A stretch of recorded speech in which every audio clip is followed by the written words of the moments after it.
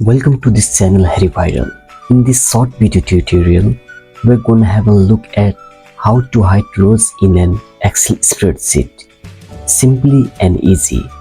Thanks to this, you'll be able to hide information you don't want to share in this table. Let's get started. There are more ways to hide a rows in a spreadsheet. Here's I will introduce two of them. Let's crack on the first one. First, highlight the row you would like to hide. This can be done through a click on a bar of numbers, selecting the relevant rows. If you wish to hide more at once, press the Shift key and click on each of rows you want to hide. If the rows you want to hide are not consecutive, which means they do not lie next to each other, use the Control key instead of Shift. Once you've selected all the necessary rows, use the right click button to see the hide option.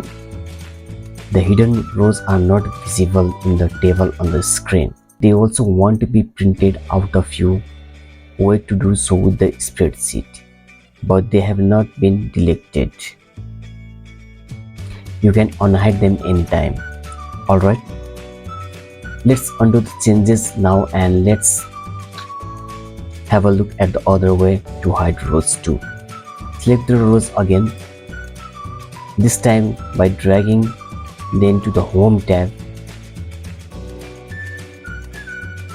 Cell selection or group use Format button to get to the Format menu. Find Hide and Unhide option, then select Hide Rows. And the work's done.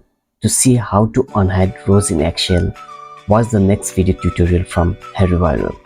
If you have found this video helpful, like us and subscribe to receive more videos from Harry Viral. Excel practice file is in the description to download. Watch more videos that help you use Excel quick and easy. Thanks for watching. See you in the next video.